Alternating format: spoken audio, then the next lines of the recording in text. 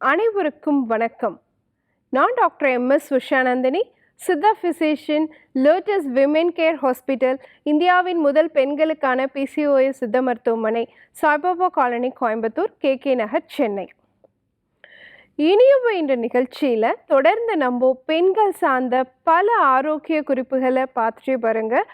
அந்த வகையில் இன்னைக்கு நம்ம சொல்லக்கூடியது, நிறைய தாய்மை அடைய முயற்சிக்கக்கூடிய பெண்கள் அவங்களுடைய குழந்தை பாக்கியத்தை சீக்கிரம் அடையிறதுக்காக சேர்க்க வேண்டிய ஒரு 6 வகையான சத்து நிறைந்த உணவுகளை பற்றி தான் இன்னைக்கு நம்ம பார்க்க போகிறோம்.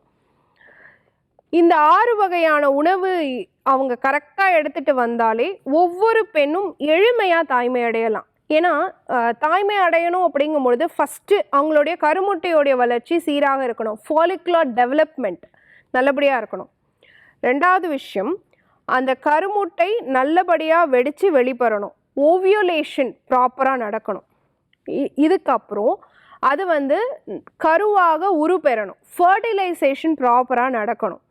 அந்த மாதிரி வளர்ந்த கருமுட்டை கருப்பையில் நல்லா பதிஞ்சு வளரணும், இம்ப்ளான்டேஷனும் ப்ராப்பராக நடக்கணும். So follicular development, ovulation, fertilisation, implantation, இந்த 4மே சீர் செய்யணும் அப்படிங்கிறது தான் இந்த 6 வகையான உணவை நான் சொல்கிறதினுடைய நோக்கம். அப்போ என்ன மாதிரியான உணவுகளை எடுத்துக்கணும் அப்படின்னு பார்த்தீங்கன்னா, உங்கள் பிளேட் இருக்கு இல்லையா, உங்கள் தட்டு எப்பயுமே ஒரு கலர்ஃபுல்லாக இருக்கணும். ரெயின்போ கலர்ஸ்னு நம்ம சொல்கிறோம், விப்ஜிஆர் அப்படின்னு சொல்லுவோம். ஸோ அந்த மாதிரி ஒரு வண்ணமயமாக நம்ம தட்டு இருந்துச்சு, கலர்ஃபுல்லான ஃபுட்ஸ் நம்ம எடுத்துக்கிட்டோம்னாலே இந்த கருமுட்டை வளர்ச்சியை சீர்படுத்த முடியும். அப்படி எப்படி எடுத்துக்கிறது அப்படின்னு கேட்டிங்கன்னா, சாதாரணமாக தக்காளி நம்ம அடிக்கடி உணவில் சேர்த்துக்கலாம், சேலடில் அடிக்கடி போட்டு சாப்பிடலாம், ஜூஸ் மாதிரியும் எடுத்துக்கலாம். அந்த தக்காளியில் இருக்கக்கூடிய லைக்கோபின் சத்து கருமுட்டை வளர்ச்சிக்கு சப்போர்ட்டிவாக இருக்கும். அடுத்து பார்த்தோம் அப்படின்னு சொன்னால் குடைமிளகாய். அது இன்றைக்கி மஞ்சள் கலரில் கிடைக்குது, பச்சை கலரில் கிடைக்குது, சிகப்பு கலரில் கிடைக்குது. அந்த குடைமிளகாய்க்கு ஆக்சிஜனேற்ற தன்மையை தடுக்கக்கூடியதாக இருக்குது, ஆன்டி ஆக்சிடென்ட் ப்ராப்பர்ட்டி இருக்கிறதுனால ப்ரொஜெஸ்ட்ரான் ஹார்மோனுடைய உற்பத்திக்கு அது சப்போர்ட்டிவாக இருக்குங்கிறது மருத்துவ ஆய்வு. ஸோ அதை நம்ம எடுத்துக்கலாம். அதை தவிர்த்து பார்த்தீங்கன்னா, நிறைய வைட்டமின் சி சத்து நிறைந்த பழங்கள், திராட்சையாக இருக்கலாம், ஆரஞ்சாக இருக்கலாம், எலுமிச்சையாக இருக்கலாம், பெரிய நெல்லிக்காயாக இருக்கலாம், இதெல்லாம் நம்ம எடுத்துக்கலாம்.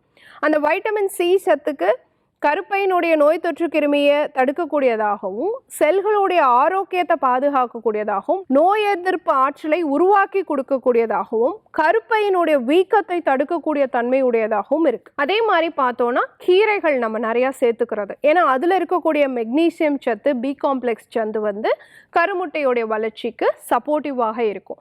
ஸோ இந்த மாதிரி உங்கள் பிளேட் கலர்ஃபுல்லாக இருக்கணும் அப்படிங்கிறது ஒரு விஷயம். அடுத்து பார்த்தோன்னா புரதம், சைவ புரதமாக இருக்கலாம், அசைவ புரதமாக இருக்கலாம். இப்போது அசைவ புரதம் அப்படிங்கிறது ஆட்டு இறைச்சி, நாட்டுக்கோழி முட்டை, அதே மாதிரி சிறுமீன் வகைகள், இதெல்லாம் நம்ம எடுத்துக்கணும். ஏன் இதெல்லாம் எடுத்துக்கணும் அப்படின்னா, அதிலிருந்து நமக்கு zinc, selenium, copper, calcium, iron, இந்த மாதிரி நிறைய சத்துகள் கிடைக்கும். இந்த சத்துகள் எல்லாம் தான் ஒரு கருமுட்டை ஃபாலிக்கல்லேருந்து சைஸ்லேருந்து கருமுட்டையாக உருப்பெறதுக்கு ரொம்ப சப்போர்ட்டிவாக இருக்கக்கூடிய விஷயங்களாக இருக்குது. அதே மாதிரி சைவ புரதம் அப்படின்னு எடுத்துக்கிட்டோன்னா, ஒரு 2 கைப்பிடி அளவு பச்சை பயிறு சுண்டலாக இருக்கலாம், கொண்டைக்கடலை சுண்டலாக இருக்கலாம். அதே மாதிரி பார்த்தீங்கன்னா பருப்பு வகைகள்னு எடுத்துக்கிட்டோன்னா, இந்த ஆரஞ்சு பருப்பு அந்த மாதிரி இருக்கலாம், துவரம் பருப்பாக இருக்கலாம், பாசி பருப்பாக இருக்கலாம். ஸோ இது எல்லாமே பார்த்தீங்க அப்படின்னு சொன்னால் நம்மளுடைய கருமுட்டை வளர்ச்சிக்கு சப்போர்ட்டிவான புரதங்களாகத்தான் இருக்கும். இது எல்லாமே கருமுட்டையோடைய வளர்ச்சிக்கு தேவையான விஷயங்கள். அடுத்து பார்த்தோன்னா முழுமையான தானியங்கள். இன்றைக்கி நம்ம சிகப்பு சோளம், நாட்டுக்கம்பு, கருப்பு கவுனியோடைய அரிசி, சாம அரிசி, இந்த மாதிரி பாரம்பரிய அரிசி வகைகளாக இருக்கலாம், சிறுதானியங்களாகவும் இருக்கலாம். இது எல்லாத்துலேயுமே பார்த்திங்கன்னா நிறைய பி காம்ப்ளெக்ஸ் தான் அடங்கி இருக்குது. ஸோ ஒரு எம்ப்ரியானிக் லெவலில் ஒரு ஒரு ஒரு கருமுட்டை அடுத்தடுத்த ஸ்டேஜுக்கு ப்ரொசீட் ஆகி போகணும், அது கருப்பைக்குள்ளே பதிஞ்சு ஆரோக்கியமாக வளர்ந்து அதில் நல்லபடியாக ஹார்ட் பீட் உருவாகணும் அப்படின்னா கண்டிப்பாக பி காம்ப்ளெக்ஸ் நிறைந்த சத்துள்ள உணவுகளை நம்ம எடுத்துக்கணும். ஸோ அந்த காலகட்டத்தில் நம்ம நிறைய சிறுதானிய வகைகளும் பாரம்பரிய அரிசி உணவுகளும் எடுக்கும் பொழுது நமக்கு முழுமையான இந்த பி காம்ப்ளெக்ஸ் சத்து கிடைக்கும் பொழுது கருமுட்டையுடைய வளர்ச்சி சீராக இருக்கும் அப்படிங்கிறத நம்ம தெரிஞ்சுக்கணும். அடுத்து பார்த்தோம் அப்படின்னு சொன்னால் நல்ல கொழுப்புள்ள உணவுகள். இன்றைக்கி வந்து பார்த்திங்கன்னா சைவ கொழுப்புள்ள உணவுகள்னு எடுத்துக்கிட்டோன்னா நம்ம நிறைய எண்ணெய் வகைகளே கிடைக்குது. முருங்கை விதையிலேருந்து எண்ணெய் கிடைக்குது. அதே மாதிரி ஆளி விதை அல்லது அரிசி விதைன்னு சொல்லக்கூடிய ஃப்ளாக்ஸ் சீட்ஸ்லேருந்து எண்ணெய் வந்து கிடைக்குது. ஸோ இந்த மாதிரி வெஜிடபிள் ஆயில் இருக்கக்கூடிய மாத்திரைகள் எல்லாம் நிறைய கிடைக்குது. அதுவே உணவுப் பொருளாகவும் நம்ம எடுத்துக்கலாம். இதிலேருந்து கிடைக்கக்கூடிய அந்த நல்ல கொழுப்பு வந்து கருமுட்டையோடைய வளர்ச்சிக்கு ரொம்ப சப்போர்ட்டிவாக இருக்கும்.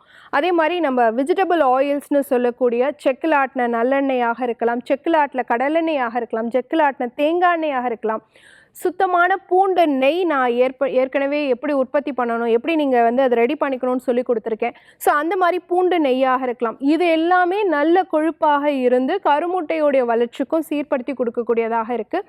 இதில் இருக்கக்கூடிய நார்ச்சத்துமே பார்த்தீங்க அப்படின்னு சொன்னால் நம்ம குடல் ஆரோக்கியத்தை மேம்படுத்தி நல்ல ஹார்மோனோடைய உற்பத்திக்கும் சப்போர்ட்டிவாகத்தான் இருக்குது. அடுத்து பார்த்தோம் அப்படின்னு சொன்னால் வற்றல் வகைகள். இந்த 6வது விஷயம் வந்து வற்றல்.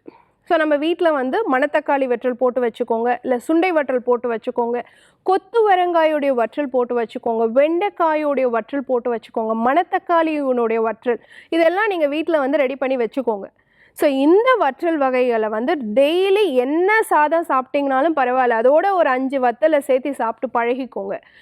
இது என்ன பண்ணும் அப்படின்னு பார்த்தீங்கன்னா, உங்கள் உடலில் எந்த ஹார்மோன் எக்ஸசிவாக உற்பத்தி ஆனாலும் சரி, குறைவாக உற்பத்தி ஆனாலும் சரி, அதை சீர்படுத்தக்கூடிய தன்மை நம்ம குடலுக்கு தான் இருக்குது.